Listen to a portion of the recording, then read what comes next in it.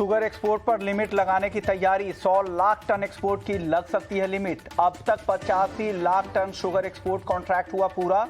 आज शाम तक हो सकता है फैसला, सूत्रों के हवाले से खबर।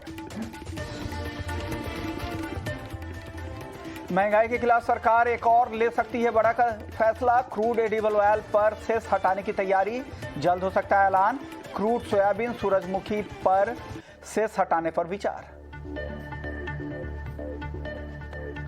मसालों में आज चौतरफा गिरावट। हल्दी वायदा 1% की गिरावट के साथ 8,200 रुपए तक फिसला। एनसीडीएक्स पर धनिया आधे % से ज्यादा नीचे। जीरे में भी कमजोरी। सोने की शुरुआती तेजी बरकरार। एमसीएक्स पर गोल्ड 51,000 रुपए के ऊपर। कॉमेक्स पर $1,855 के पार।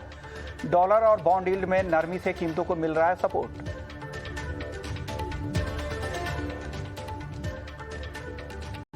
ऊपरी स्तर पर कॉटन में आज भी दबाव। आधे % से ज्यादा की गिरावट के साथ एमसीएक्स पर भाव 48,200 रुपए के नीचे।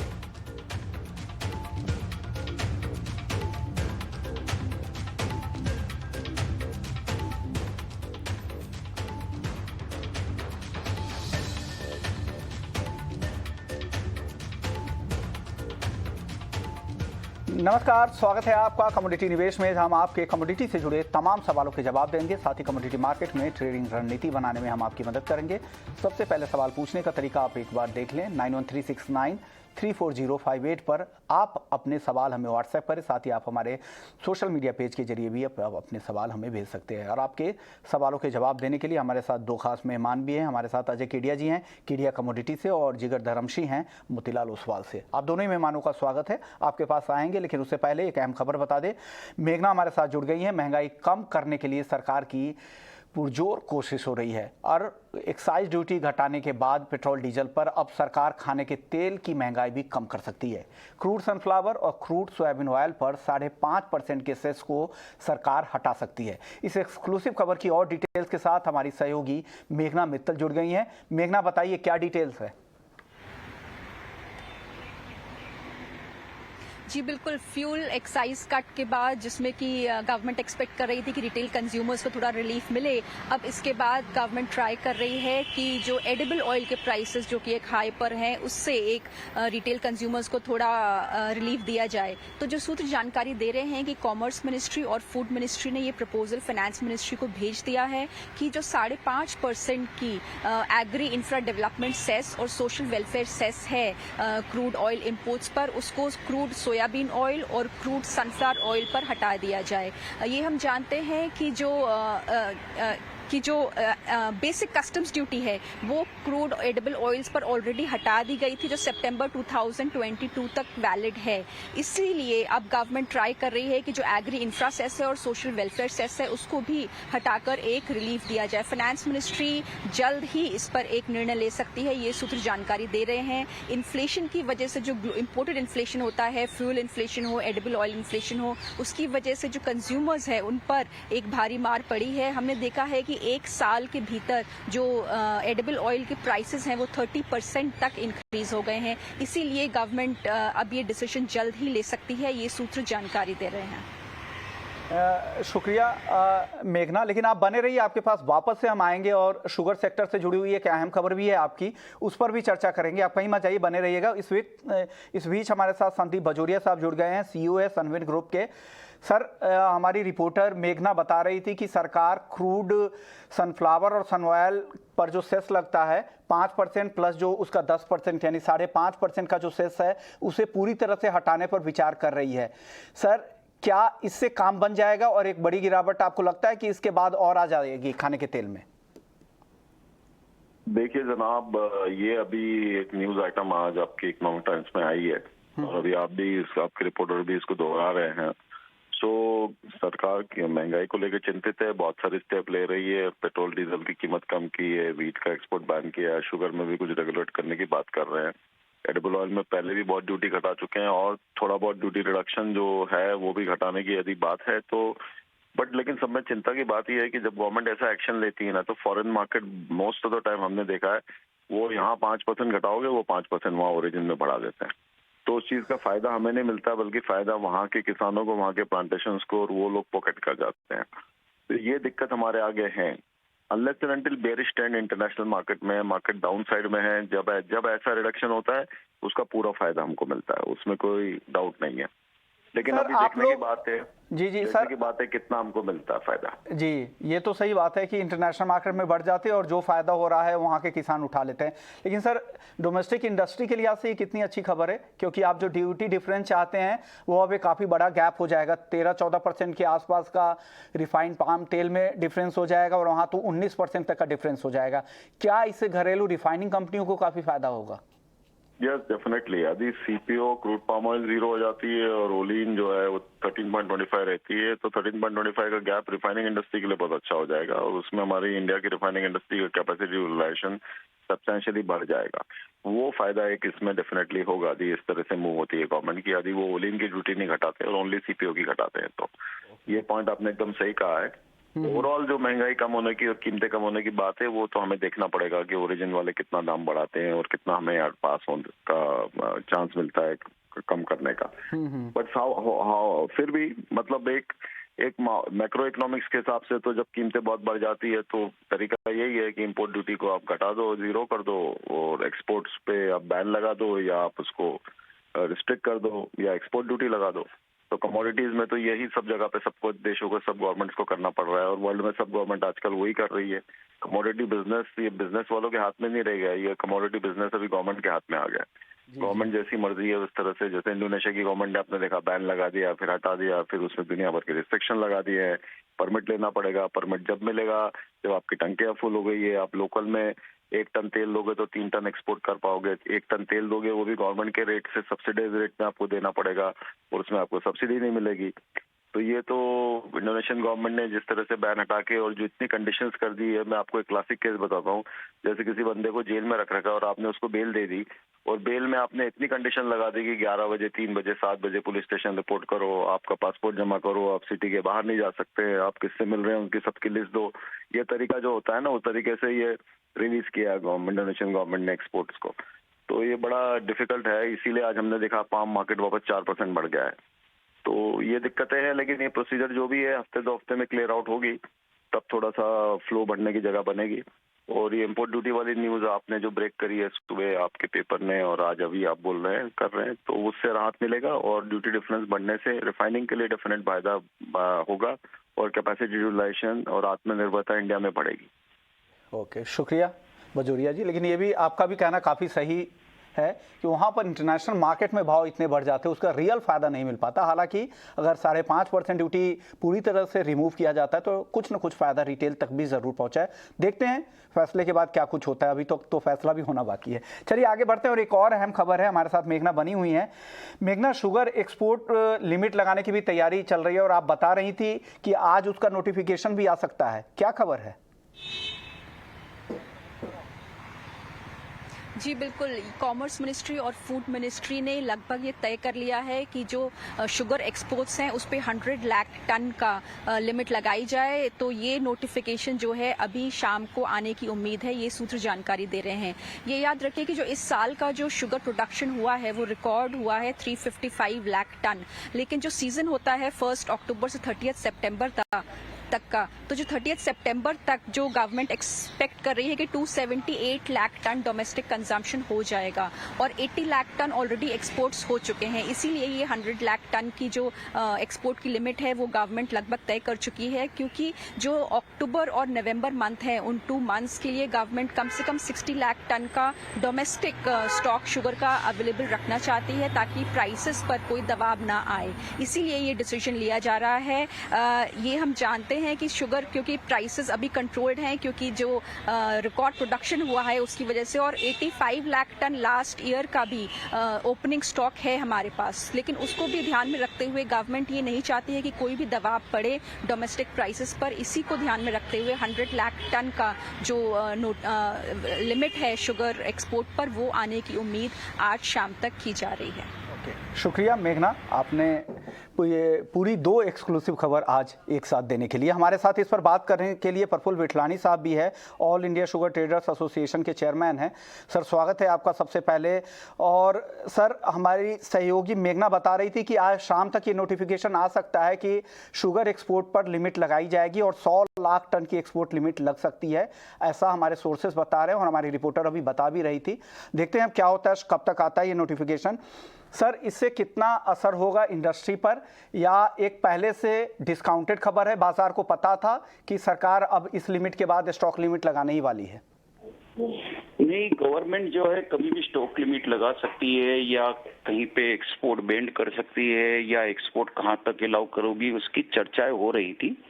तो ये तो पहले से ही मालूम था, ऐसा तो नहीं कह सकते हैं। पर हाँ कि 100 लाख टन से ज्यादा अलाउड नहीं करेगी, ये खबर तो सबको सोच में थी। पर ये जो किस लिए है, इसलिए है कि 85 लाख टन का हमारे पास ओपनिंग स्टॉक था, 355 लाख टन का हमारा उत्पादन होने जा रहा है, तो 440 लाख टन की उपलब्धि है, जिसमें से डोमेस्टिक कंजप्शन 280 लाख टन का ये एक्सपेक्टेड है, जिससे हमारे पास 160 लाख टन चीनी बचेगी। अब इसमें से हमें कितनी चाहिए? 1 अक्टूबर 2022 को सिर्फ 60 लाख टन चाहिए, जो 3 महीने का कंजप्शन कवर कर सकती है, क्योंकि उस समय विंटर चलेगा। तो 100 लाख टन तक एक्सपोर्ट करने देने में कोई एतराज नहीं होना चाहिए, और अभी तक तो 90 लाख टन भी हुई नहीं है। तो उस हिसाब से ये प्रिकॉसिव स्टेप है कि जो गेहूं में हुआ था कि गेहूं जो है वो वीट पहुंच गया था पोर्ट पे और सडनली एक एक्सपोर्ट बैंड हो गया था, तो वो वापस सब मंडियों में भेजना और ये सब दिक्कतें हुई थी, वो शुगर के साथ ना हो। तो इसलिए मुझे ये लग रहा है प्रिकॉसिव एक ये है। दूसरा ये है कि 3 महीने तक की चीनी हमारे पास 1 अक्टूबर को रहे, ताकि इन्फ्लेशन या फूड इन्फ्लेशन में बढ़ावट शुगर की वजह से न हो। तो ये दोनों स्टेप, जो 2 रीजन है जिससे ये प्रिकॉसिव स्टेप लिया गया है, ऐसा मुझे लग रहा है। सर कीमतों की अब बात कर लेते हैं, हालांकि इस बार रिकॉर्ड उत्पादन का अनुमान है, एक्सपोर्ट पर लिमिट भी लग जाएगी, तो क्या लग रहा है कीमतें उसी आसपास में रहेंगी या आपको लग रहा है कि डोमेस्टिक मार्केट में भाव थोड़े नीचे आ सकते हैं? कीमतें तो अभी भी बिलो कॉस्ट ऑफ प्रोडक्शन है, तो अगर इससे जो है मुझे तो नहीं लगता है कि नीचे जा सकती है। पर ये ऐसा है कि पहले गवर्नमेंट ने कहा था कि हम एफआरपी और एमएसपी को लिंक रखेंगे। अगर एफआरपी एमएसपी को लिंक भी कर लेते हैं तो 34 रुपीज पर केजी होना चाहिए, जबकि चीनी अभी 32 रुपीज या 32 रुपीज 50 पैसे में महाराष्ट्र में बिक रही है। तो कोई कीमतों की बहुत नीचे हो जावे वो नहीं है, क्योंकि already below the cost of production चीनी बिक रही है। भैया विठलानी जी, आपने वक्त निकाला हमारे लिए। तो 2 बात साफ है, एक तो हमारी सहयोगी बता रही थी कि शाम तक नोटिफिकेशन आने की उम्मीद लगाई जा रही है, 100 लाख टन का एक्सपोर्ट लिमिट लगाया जा सकता है सरकार की तरफ से। दूसरा विठलानी जी कह रहे थे कि भाव में यहाँ से कोई नरमी की उम्मीद नहीं कर रहे हैं, क्योंकि ऑलरेडी कॉस्ट ऑफ प्रोडक्शन जो है शुगर का उससे कम ही भाव चल रहे हैं। चलिए आगे बढ़ते हैं, हमारे साथ केडिया जी और जिगर धर्मश्री दोनों बने हुए हैं। खाने के तेल पर एक बार केडिया जी का भी आउटलुक ले लेते हैं। क्या लग रहा है केडिया जी, जिस तरह से सरकार अब महंगाई को रोकने के पूरी तैयारी में है, एक तरफ excise duty crude petrol diesel पर घटाया गया है, पाम तेल में ऑलरेडी बेस इंपोर्ट ड्यूटी तो ऑलरेडी जीरो है, केवल सेस का अब ये अब सेस भी हटाने पर विचार कर रही है। क्या इससे फायदा होगा डोमेस्टिक मार्केट में? आपको लग रहा है कि रिटेल में दाम काफी कम हो जाएंगे? नमस्कार विष्णु जी। नमस्कार सर। देखिए, अगर हम एडिबल ऑयल कॉम्प्लेक्स की बात करें तो मुझे लगता है कि ग्लोबल मार्केट में जब से कच्चा तेल बढ़ा है, पिछले 1.5-2 साल से एडिबल ऑयल के पीछे सभी इकोनॉमी पड़ी है कि इसको कैसे ना कैसे करके नीचे लेके आए। अब हमें लगता है गवर्नमेंट के सारे स्टेप्स भी, और जैसे हमने देखा है कि अभी मार्च अप्रैल मई के जो डेटा है हमारे यहाँ पे हाई टेम्परेचर कंजम्पशन में भी ड्रॉप है। मुझे लगता है ओवरऑल जून ऑनवर्ड्स भी आप देखेंगे तो एक तरफ गवर्नमेंट सेस की वजह से कम करने की कोशिश कर रही है, दूसरी तरफ अगर हम देखें तो कहीं ना कहीं इस बार गवर्नमेंट का पूरा ध्यान है कि ऑयल सीड कॉम्प्लेक्स के अंदर सोइंग अच्छे से अच्छी होती जाए। इंटरनेशनल में भी हम देख रहे हैं कहीं ना कहीं जून के बाद यील्ड में भी इंप्रूवमेंट आती है। तो मुझे लगता है टेम्परेरी रिलीफ जरूर मिलेगा, लेकिन जैसे संदीप जी ने भी कहा, इससे पहले भी हमने पिछले साल में देखा था कि जब कोई भी एक्शन गवर्नमेंट अगर टैरिफ को लेकर डोमेस्टिक मार्केट पे करती है, इसका कहीं ना कहीं पॉजिटिव इम्पैक्ट इंटरनेशनल में पड़ता है। बट एनी हाउ इंटरनेशनल में मुझे नहीं लगता है कि अगर हम मलेशिया बीएमडी देखें तो 6400 के ऊपर सस्टेनेबल नहीं है, ना ही एज ऑफ नाउ 6000 के नीचे जाएगा, एक दायरे में जरूर रहेगा। बट जैसे हम जून जुलाई में पहुंचते जाएंगे इमीडिएट में मुझे लगता है प्राइजेस में स्लोली एंड स्टडीली दबाव मिलेगा जो 5800 तक का भी लेवल दिखा दे। बट हाँ, एक तरीके से हम ये बोल सकते हैं अब तक की जो तेजी देखी गई थी अब वैसी तेजी अगले 2-3 महीनों में नहीं आते हुए दिखाई देगी, क्योंकि स्विंग भी अच्छी बोली जा रही है और आगे जाके जो सप्लाई कंसर्न्स ग्लोबल मार्केट में बन रहा था वो अब कहीं ना कहीं डिस्काउंट होते जा रहा है, कम होते जा रहा है, जिसकी वजह से प्राइजेस पे आने वाले दिनों में और दबाव बढ़ेगा। चलिए अब सवाल जवाब ले लेते हैं, काफ़ी सवाल जमा हो गए हैं। पहला सवाल लेकिन केडिया जी आपसे ही लेना होगा क्योंकि बोल रहे हैं कि पहला सवाल मेरा लीजिए।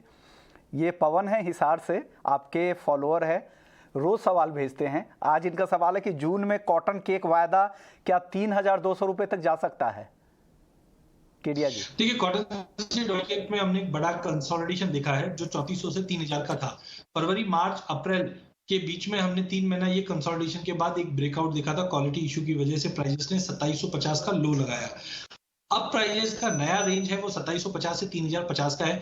10 जून तक मार्केट 3050 के ऊपर जाता हुआ नहीं दिखाई दे रहा है। 10 जून के बाद डेफिनेटली जैसे मिल्किंग सीजन स्टार्ट होता है और क्रॉप सिचुएशन आप जानते हैं कि 320 बताई जा रही है, बट अभी भी हाजिर में 280-85 के ऊपर बात नहीं हो रही है, जिसके चलते हमें लगता है कि बिल्कुल अगर 15 जून 20 जून के बाद अगर हम देखें तो 3000 के ऊपर सस्टेन करने पे हमें 3200 तक का लेवल मिल जाएगा। लेकिन 3200 का लेवल हमें लगता है जुलाई मिड तक मिलेगा। तो टाइमिंग 2750 से 3050 का दायरा रहेगा जो 10 से 12 जून के बीच में रेंज बाउंड रहेगा। बट लेके चलिए 2800 के करीब, जैसे आज भी हम अच्छी तेजी देख पा रहे हैं।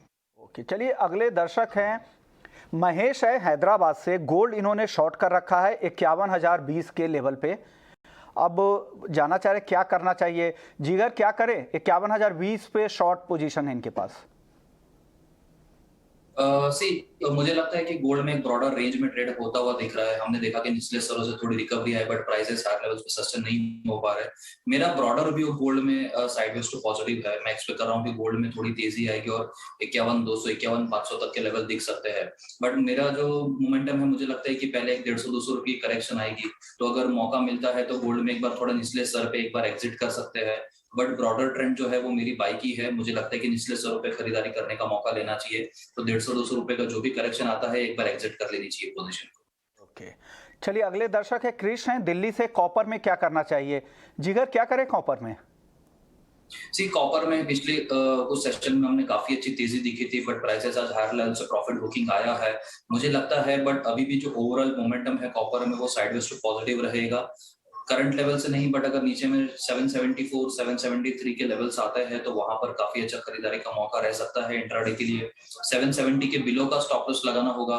ऊपरी स्तरों पर मुझे लगता है कि 782 से 784 के टारगेट दोबारा आते हुए दिख सकते हैं, तो निचले स्तरों पे खरीदारी करने का मौका लेना चाहिए कॉपर में। चलिए अगले दर्शक है पूजा है रायपुर से।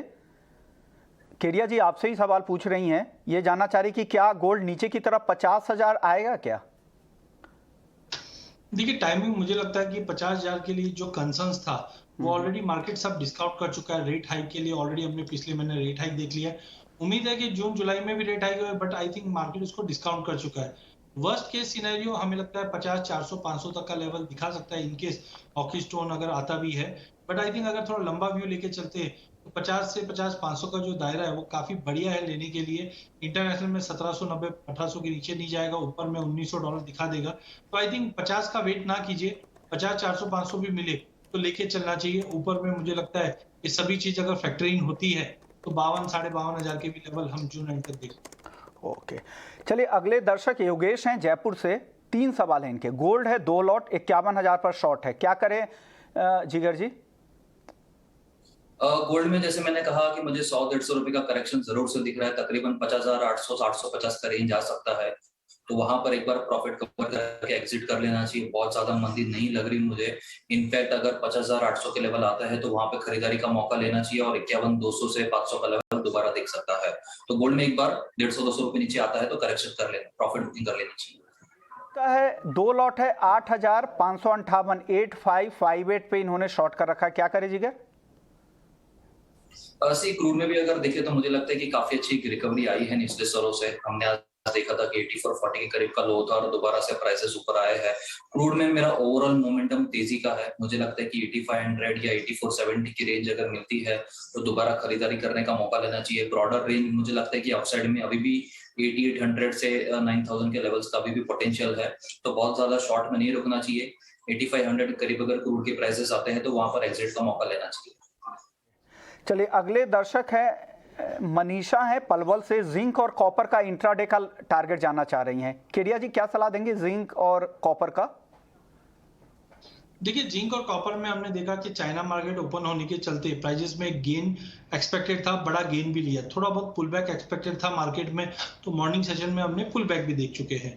तो मुझे लगता है कि यहाँ पे एक बाइंग रणनीति बना के चलनी चाहिए, लेकिन व्यू आप 2 दिन का लेके चलिए, 775 पे लेके चलिए, 770 का स्टॉप लॉस रखिए।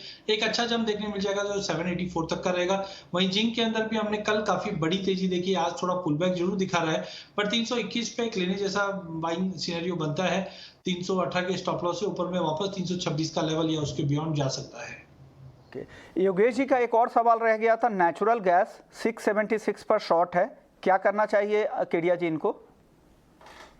देखिए, नेचुरल गैस में फ्रेंकली काफी वॉलिटिलिटी है, फंडामेंटल ज्यादा काम कर रहे हैं टेक्निकल के एवज में, बिकॉज अभी भी प्राइसेस देखेंगे तो थोड़ा ओवरबॉट में ही दिखता है। एक करेक्शन तो लगता है कि 675 तक का लेवल मिल जाए, but don't wait, because market में जिस ढंग से फंडामेंटली रशिया और यूरोप के बीच में जो कंसर्न चल रहा है, वो मुझे लगता है कि प्राइजेस को 700 का लेवल भी दिखा दे, तो बेटर एक 690 का स्ट्रिक्ट स्टॉप लॉस मेंटेन रख लीजिए। अगर 90 के ऊपर निकलता है तो निकल जाइए, because market can go anywhere towards 710 712 also. Sir एक दर्शक है गोपाल हैं इंदौर से, सिल्वर में पोजिशनल बाई या sell medium to short term, Kedia ji? देखिए, चांदी में ऑलरेडी हमने काफी बड़ा करेक्शन देख चुके हैं, बट अभी भी अंडर परफॉर्मिंग कंटिन्यू। हमने देखा इंटरनेशनल में $22 के ऊपर प्राइसेस जा नहीं पा रही, ना ही 62,500 के ऊपर जा पा रहा है। दैट डजंट मीन कि करंट लेवल से आपको बेचना चाहिए। मुझे लगता है कि अगर थोड़ा लंबा व्यू लेके चल रहे हैं तो पहले भी हमने 6 महीने में देखा है कि प्राइसेस 60,000 के नीचे होल्ड नहीं करता है, तो I think this is good to buy. छोटा क्वांटिटी बना के चलिए, और जैसे ये 62,500 62,800 के ऊपर क्लोज देता है और ऐड कीजिए, जो मुझे लगता है 68,000 68,000 आपको जुलाई मिड तक दिख जाएगा, बट ओवरऑल मुझे लगता है ये 70 की तैयारी फिर से कर रहा है। अगले दर्शक है ललित हैं और इनका सवाल था नेचुरल गैस में क्या करना चाहिए। नेचुरल गैस में जिगर क्या सलाह दे रहे हैं आप? मैं भी यही कहूंगा कि नेचुरल गैस काफी वॉलेटाइल काउंटर है, फंडामेंटल्स काफी ज्यादा एक्टिव है। रिसेंटली जो गैस प्रोडक्शन जो सप्लाईज को कंट्रोल करने की जो बात की थी, उसके वजह से प्राइसेस में काफी एक अच्छी रैली आती हुई दिखी है। मुझे लगता है कि 690 से 95 का रेजिस्टेंस एरिया है, अगर ये लेवल निकल जाता है तो ओवरऑल तेजी और कंटिन्यू करेगा। 715 से 720 के भी टारगेट्स आते हुए रह सकते हैं। और नेचुरल गैस में मुझे लगता है कि 695 के ऊपर का बाइंग का जोन है। अगर जो भी सेलिंग है तो एक बार 690 के ऊपर या 95 के ऊपर जाता है तो जो भी शॉर्ट पोजीशन से एक बार एग्जिट कर लेनी चाहिए। से कुछ और सवाल लेना पड़ेगा। अनुज गुप्ता है झांसी से, गोल्ड का व्यू चाहिए, केडिया जी? देखिए, मुझे लगता है कि फेड के जो मिनट्स आ रहे हैं वो काफी इंपॉर्टेंट है। प्राइजेस 1850 जब तक होल्ड कर रखा है, आई थिंक प्राइजेस 1870 तक दिखा सकता है। डोमेस्टिक मार्केट पे भी मे भी थोड़ा भी पुल बैक अगर 50-900 मिल जाए तो बहुत ही बढ़िया है, बट करंट लेवल से भी ले सकते हैं। 51-350 तक का लेवल दिखा सकता है। ओवरऑल बाय ऑन ड्रॉप की रणनीति बना के चलिए। केडिया जी आपसे एक और सवाल राज दिल्ली का है, ये सिल्वर पर ओवरऑल आपका व्यू जानना चाह रहे थे, शॉर्ट में सर बताइएगा। चांदी मुझे लगता है कि 61,000 के करीब लेके चलिए। प्राइजेस में 62,500 का इमीडिएट टारगेट, अगर ये तोड़ देता है तो अच्छी खासी तेजी 64-65 भी दिखा देगी, बट लेके चलिए। खरीद कर जा सकते हैं 61,000 के आसपास। 62,500 पहला टारगेट दे रहे हैं। क्रूड ऑयल और नेचुरल गैस दोनों का आउटलुक जानना चाह रहे हैं, नाम नहीं भेजा है, क्या आप टारगेट दे रहे हैं जिगर क्रूड और नेचुरल गैस पर? क्रूड में जैसे मैंने कहा, मुझे ओवरऑल मोमेंटम थोड़ा तेजी का लग रहा है। 8500 8480 के आसपास आता है तो खरीदारी का मौका लेना चाहिए। 8650 के इनिशियल टारगेट्स रहेंगे, और जो मेजर टारगेट रहेगा कि अगर पोजिशनली होल्ड करना है तो 8800 के लेवल्स दोबारा आते हुए दिख सकते हैं। नेचुरल गैस जैसे कहा थोड़ा वॉलेटाइल है, इमीडिएट रेजिस्टेंस है 695 के करीब का, तो मैं सजेस्ट करूंगा ब्रेकआउट के ऊपर बाई करें और 710 से 715 का टारगेट लेके चल सकते हैं। ओके, चलिए अब आखिरी सवाल ले लेते हैं। जीके हैं अहमदाबाद से, इनका व्यू नेचुरल गैस पर जानना चाह रहे हैं, ऑप्शन में कुछ जानना चाह रहे हैं। केडिया जी ऑप्शन में कोई रणनीति है क्या आपके पास नेचुरल गैस ऑप्शन? हाँ बिल्कुल, अगर हम बिल्कुल, नेचुरल गैस में जिस ढंग से वॉलिटिलिटी बन रही है, हमें लगता है ऑप्शन के जरिए इसमें काम करके चलना चाहिए। टाइमिंग मुझे लगता है कि तेजी का रुख बना के चलिए।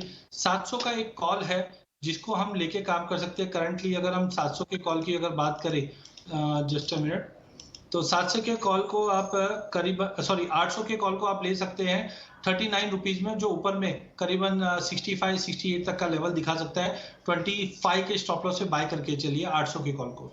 ओके, तो 700 रुपये के कॉल को आप बाई करके यहाँ पर जा सकते हो। जो करंट लेवल है 700 का जो कॉल है वो 70 रुपये के आसपास है, मेरे ख्याल से 70 रुपये के आसपास है। सॉरी, मैंने 800 का बताया था। अगर आपको बेटर रहेगा क्योंकि वॉलिटिलिटी ज्यादा है, तो आप बुल स्प्रेड कर लीजिए, 700 का कॉल 70 रुपए में लीजिए और साइमल्टेनियसली 800 का एक कॉल भेज दीजिए। तो आपका इफेक्टिव जो प्राइसिंग रहेगा तो वो आपको खाली 50 रुपीज मोटा मोटी 40 रुपए के आसपास का कॉस्ट बैठेगा। तो बुल स्प्रेड कर लीजिए, आप 700 का कॉल लीजिए, 800 का एक कॉल भेज दीजिए। 700 का कॉल खरीदिए, 800 का कॉल बेचिए, बुल स्प्रेड एक बनाइए और स्ट्रैटेजी अच्छी होगी जहां पर आपको घाटे की भी गुंजाइश नहीं होगी। शुक्रिया केडिया जी, आपका जिगर, आपका, आप लोगों ने वक्त निकाला और दर्शकों के तमाम सवालों के जवाब देने की कोशिश की आप लोगों ने। तो कमोडिटी निवेश में फिलहाल इतना ही, लेकिन आप बने रहिए हमारे साथ। ब्रेक के बाद आपके लिए स्वदेश विशेष। नमस्कार।